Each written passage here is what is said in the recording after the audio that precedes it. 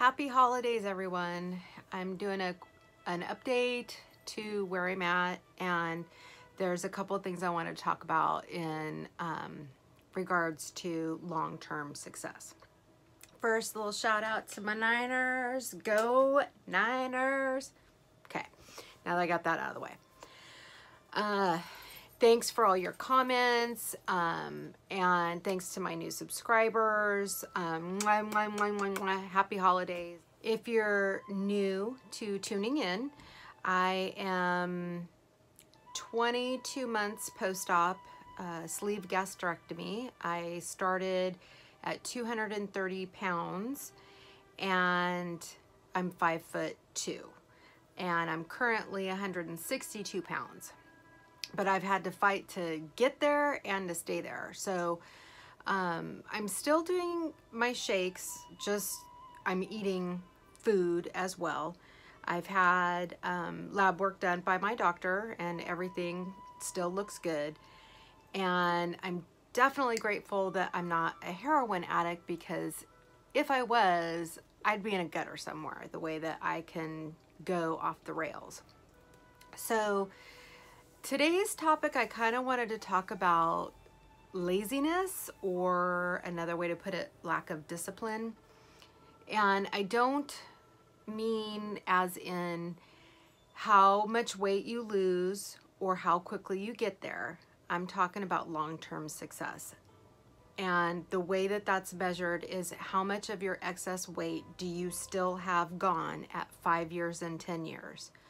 So it doesn't matter if you lose 100 pounds in 6 months if you put 100 pounds back on, or you put 90 pounds back on, because that's not, 10 pounds is not success. So currently I have lost 70 pounds, and I'm fighting just to stay there. My goal weight is, I think, to get to the normal BMI range, I have to be 136 pounds. And I don't even think that's possible. First of all, I've never been 130 pounds, even when I was like solid muscle and a size 8 and tiny little thing, I still weighed 140 pounds. So I don't think 136 is possible anyways. But one of the things that's been rolling around in my brain is, do I accept myself just as I am and consider it successful? Because it's really hard when you don't make your goal weight to not feel like a failure, especially when you see all these other people talking about, you know, how they've lost so much weight so quickly or made it to their goal weight. And it's really hard not to compare yourself to other people. So I'm trying not to do that, but oftentimes that's almost impossible. So I'm kind of struggling with, do I accept 162? Because I feel good about myself, honestly. Yeah, I'd like to be smaller, because who wouldn't, you know? But I'm never going to have that perfect bikini body anyways. So even if I was 135, so what difference does it make? I look good, I feel good, I'm healthy. And I just want to get like a tummy tuck or liposuction or something like that, just for that one area. But I've really been looking at what it takes to fight, to stay in the fight, and to not put the weight back on. Because I'm starting to see, now that I'm like 2 years out, I'm starting to see other people who had surgery around the same time that I did. Either they haven't even come close to meeting their goal weight, not even close. They haven't even lost like maybe 30% of their excess weight and really struggling. Or people who have had similar results as I have and have already put a good chunk of it back on. And I don't want to be that statistic. And so the other thing too is the last like 22 months, more than that, because it started in my orientation at Kaiser was October 5th, 2017. So this has been over 2 years of my life that has been all about that number on the scale. And I kind of am sick of it, but at the same time, if I don't stay vigilant, I could put it back on. I'm an addict of some sort, and I definitely have triggers, and those triggers aren't going to go away. And so how do you let it go? How do you let go of having that number on the scale be your primary focus in life? That's all you think about, and all day long, every day, and you know, and have it defining you. So how do you let that go but stay vigilant to still stay successful or be successful or whatever it is you want to call it? So talking about discipline, some of the mistakes that I see other people make, whether I'm watching YouTube videos, TV shows, or at a support group. And it is essential to find out why you're overeating, because the honeymoon phase after surgery goes away pretty quickly, actually. And the struggle starts to become real. So right around the same time that, you know, the honeymoon phase is ending, cravings are coming back in. You're able to eat more than you could initially. And it's kind of like it's coming at you from both directions. And if you don't make good use of that honeymoon phase, you will regret it. I do. I wish that I could have had someone slap the shit out of me and tell me, don't fucking eat that, because you're going to have all the time in the world after the honeymoon phase to fuck up and eat whatever you want. But don't waste this honeymoon phase, because once it's over, you have to fight to lose weight or keep it off, and make good use of it. I don't care what it is that's in your face. I don't care how good it looks. I don't care, you know, what problems are going on in your life. You have got to be steadfast and vigilant that you are going to do the meal program that your doctor prescribed you. And just a reminder, hot dogs, cake, chips, Cheetos, you're not going to see that on your diet. So don't sit there and try and justify to yourself that it's just one. It ain't just one. It'll be the whole bag before you know it.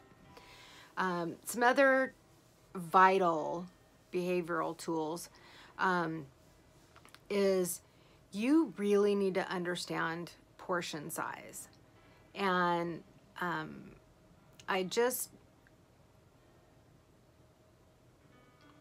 started educating my 13-year-old stepson, who he has a little bit of a weight problem, but honestly, I don't think it's bad. And with everything I've seen and I've learned about how people become so overweight, I don't want to be a contributing factor in his life I don't want him to feel like he's less than, or that the only thing we care about is his weight and not him as a person. So, you know, I had a really good talk with him, and then I started teaching him portion size, because my husband bought him these veggie chips, and they're actually pretty tasty, but it's all starchy vegetables. Even though it's not potato chips, it's still potato chips. And they're healthier than potato chips, but they're still potato chips, even though they're, you know, like a sweet potato or some other vegetables I've never heard of in there, because it's not a carrot. So and what made me get up and talk to him was I knew that the bag was not open when he woke up. And he had been sitting at the table for a while munching on the chips, and I started to talk to him, and I realized the bag was almost gone. And he thought he was doing good because he was eating vegetable chips. It's healthier food. He's doing good. And I was like, yeah, but that doesn't mean you can eat the whole bag. And I said, come on, let's get a calculator and let's look at the label and see, you know, how many calories are in a portion and what is a portion. Because, you know, you look at the back and it says 150 calories and it's like, yeah, for like 1/10 of the bag. And when you see how small the portion size is for that 150 calories, you realize really quick that, oh, this isn't much of a treat. So there was 7 servings in the bag and he had already eaten 5. And I poured out on a scale and I showed him how to weigh it and look at it to see what an actual portion size looks like. And it was actually, quite frankly, even though I know as much as I do, it was educational for me too. And he was like, oh, wow. And I said, well, and how many carbs? So basically, even though it was veggie chips, we talked about the fact that he had already eaten almost 800 calories. And I got out my FitnessPal app and I loaded in everything that he had eaten at that point, which he had 2 Jimmy Dean egg frittatas. And that's like, I think 120 calories or something. I can't remember, but it's no carb or very low carb. And a banana and those chips. And I was like, with everything you've eaten already, I was like, your mom put you on a low carb diet and you're a growing kid, so I don't think you should have less than 50 grams of carbs a day. But you're already at 118 and it's just after breakfast. So if you're only going to have 2,000 calories a day, because I think it's important for kids to have the energy that they need for their brains to function in school and to grow, because he's a big kid, size 12 shoe. He's 13, just saying. And so we talked about it, and I said, let's just say you're working on a 2,000 a day calorie diet. You've already had half of your allotted calories for the day, and you haven't even gotten through lunch or dinner yet. And you're definitely way over 50 grams of carbs. So how can we make better choices? And it's really important to look at the labels. So that just made me think about that, and I wanted to bring that up as like, you really got to know portion size. And to help with that, you want to get a 6-ounce bowl and a 6-ounce plate. And those are pretty little. They're pretty small, about that big, that deep. And the plate is maybe about this big. And it's going to be really important to measure your food in some way, either by weight or by volume. And don't use plates and bowls that are bigger than what you can eat. Because number one, you feel like you're not eating anything at all. You look at your little tiny portion on that plate, that big plate, and you're like, oh my God, and you feel sorry for yourself. Where if you have something smaller, number one, you're less likely to overeat you're less likely to put too much in the bowl. You're less likely to overeat what you should have eaten just because it's still in the bowl. And so measure your food. Get a digital scale for your kitchen, something that you can measure, you know, grams, ounces, milligrams, you know, I think there's a kilograms on there too, pounds. So, so you can really measure your food. And another is you have to weigh yourself regularly. You should never weigh yourself more than once a day. Personally, I weigh butt naked in the morning after I've gone to the bathroom so that I know this is what I am when I wake up, and I don't ever weigh myself at a different time of day. And if for some reason I get dressed before I go to the bathroom, I don't weigh myself. So for me, weighing once a week when I'm being vigilant, I'm just too afraid that a week could go by and like damage could be done that, you know, I didn't see it because I wasn't stepping on the scale. But at the same time, I go off the rails, and then I don't weigh myself because I don't want to see the damage. And so I have this kind of flip-floppy, messed up perception about weighing myself. But the scale doesn't lie, but it doesn't tell the whole truth. You know, it can't really tell you that much, if how much is muscle and how much is fat, because maybe you lost, you know, maybe you're losing weight, but you're losing muscle. That's not your goal. And maybe the scale's not moving, but you are losing fat. And yes, that's a real thing. It happened to me, and I was shocked as hell. But you've got to have some kind of accountability. You need to log your food, whether it's writing it down in a notebook, whether you're doing it on a spreadsheet, whether you're using an app. You have to hold yourself accountable somehow. And if you don't, when things go kind of wonky, if you're not logging your food, you don't have a way to pinpoint, you know, where you went off. Was it portion size? Was it the type of food that you ate? Was it the time of day that you ate? Was it the number of times of a day you ate? Was it a trigger? You know, by logging your food, you can help to recognize what your triggers are as well. Because I can promise you, this is going to be a lifelong battle. It is not a quick fix, one and done, lose the weight and you never have to worry about it again. It is surgery on your stomach, not your brain. And your stomach only helps. It's not a foolproof solution, but it helps with portion size. If you let that honeymoon period slip away from you, one of the other things that happens too is during that honeymoon phase, your metabolism is changing, and it's for the worse, not for the better. So, you know, eventually you're going to have to even eat less to lose weight. So, you know, it's really important to, I don't know what the fuck I was just talking about. Oh, to make good use of that honeymoon phase. And oftentimes what I'm going to call being lazy, is really just some backwards, psychological justification to soothe yourself in your most comfortable way with food. So when we stop logging our food or measuring our food or weighing ourselves or whatever,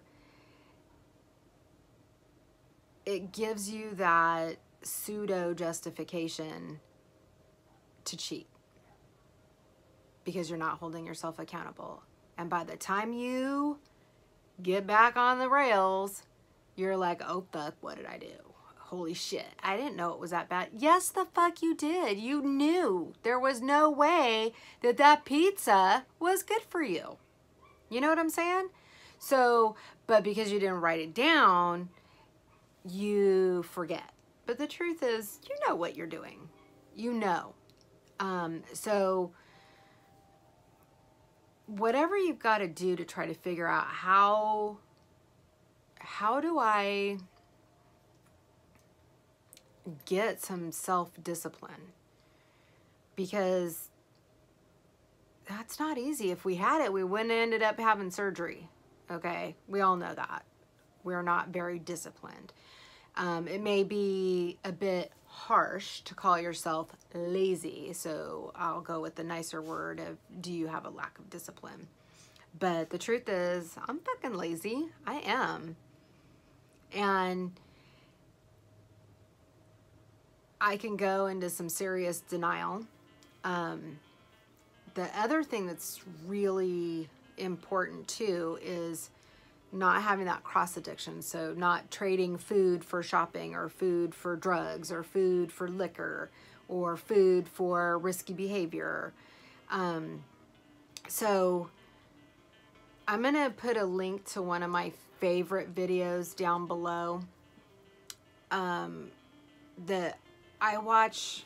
And again, This is going to come down to my discipline and laziness, because even though I tell myself I'm going to watch motivational videos every morning, you know, I do it for a few days and then, you know, I'm fucking forget about it again.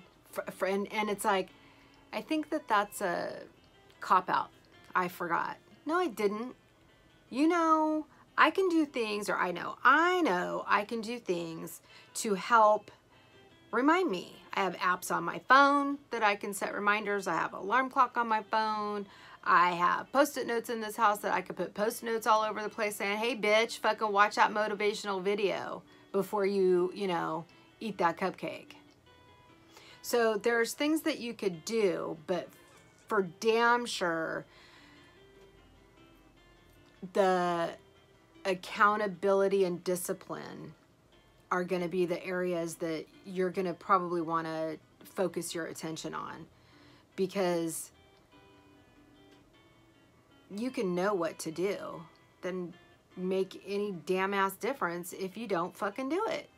You know, once you've had surgery, you know what to do. They give you a diet plan and they tell you this is what you're going to eat for the rest of your life. Don't eat it if it's not on here.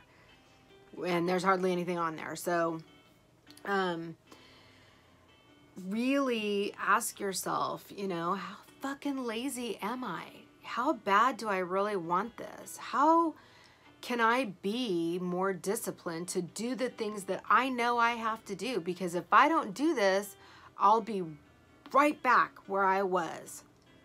You know, there was a time 2 years ago that I was desperately wishing that I was right here, right now, 162 pounds. So if I don't stay focused, if I don't stay disciplined, if I don't stay accountable, I'm going to be right back where I was at 230 pounds in no time. And so this is a lifelong battle that you have got to stay vigilant. I am telling you, if you see that scale go up more than 2 pounds, you need to freak the fuck out and take care of it right now. It is easier to lose 2 pounds than it is to lose 20. And you know that I'm right. So you've got to stay accountable. You've got to get on that scale just so you know what the truth is. You know, again, it's the truth. It may not be the whole truth, but it is the truth. That's what you weigh. And you need to know. You need to know, how far off track did I get? How good am I doing? Am I really disciplined? Because the other thing is a lot of people think that you can exercise and lose weight, which I'm not saying exercise doesn't help you lose weight, but you can't outrun a bad diet. You know, you would have to run for something like 4 fucking hours to erase that half a chocolate cake you ate, you know, maybe even more. And if we had that kind of discipline, again, we wouldn't be where we are.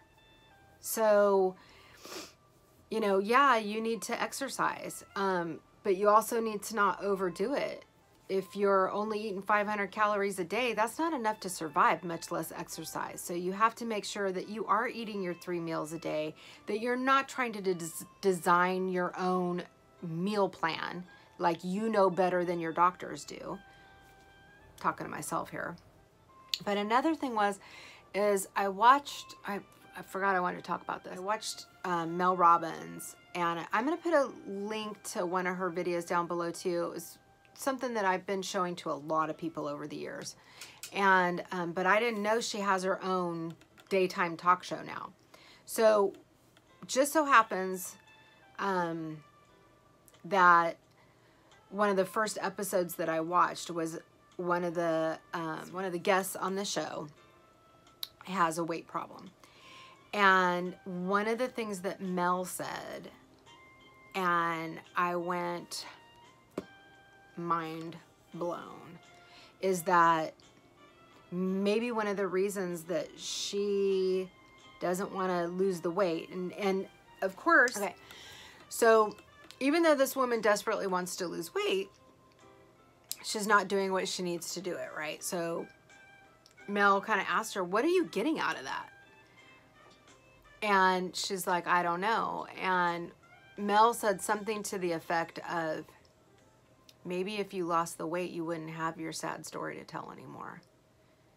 And man, that hit me like a ton of bricks, is that a lot of us have a sad story that brought us to being overweight and to into any addiction, whether it's drugs, alcohol, gambling. Oftentimes the high that you get from your drug of choice, ours is food. So whatever high you get from your drug of choice, it's to soothe your sad story. And your addiction needs that sad story to feed itself. So what's your sad story? And then being overweight is your sad story. And I kind of was thinking about this because I just want to be really clear. I am no fucking YouTube influencer, okay? I don't think enough people would listen to me anyways, right? But I just don't have the desire for all of that. Anyways, but one of the things I thought about was like, okay, so I haven't made a video in a while. Well, why do I make the videos in the first place? Well, first of all, I make the videos because a lot of people's videos were really helpful to me before surgery and after surgery too. But when I'm not doing good, what am I going to talk about? You know what I mean? You kind of feel like, well, I want to come in here and talk about, you know, how I'm sucking and how I'm failing and how, you know, even though I've made plenty of videos like that. But that's not what I want to do, right? So the other thing is, I think, is this self-sabotage of like, well, what am I going to do when I hit my goal weight? What is my life going to be about then? And so I think there might be some, you know, subconscious psychological sabotage going on, because if you're not at your goal weight, you still have this thing to focus on, to talk about, this story. And I haven't really got that like wholly processed in my brain yet about how it applies to me exactly. But I get the gist, and I know that there's definitely something that I need to like get my finger on that, of like, what's my sad story. And let's see. So some things that I do that are helpful are, I've been listening to these meditation music at night while I'm sleeping, and they're like 8 to 10 hours long, and I don't know if it's helping or whatever, but it's helping me sleep a little bit better. And then to try to listen to motivational videos in the morning. And I do have playlists, look down there, for different meditation and stuff like that. But anyways, I've gone on long enough. I'm sick of hearing myself talk already. So I'm hanging in there. I don't know what I'm going to do, if I want to just stay at, you know, 160, or if I want to try to lose another 10 pounds. I was all gung-ho for it, but it's been a struggle. And until I figure out why it's a struggle, you know, I don't know if I want to make a decision on what I want to do. So if I want to lose more or be happy with what I got. So anyways, happy holiday, whatever holiday you celebrate, or whatever if you don't. Happy days if you don't celebrate the holidays. So thank you for watching.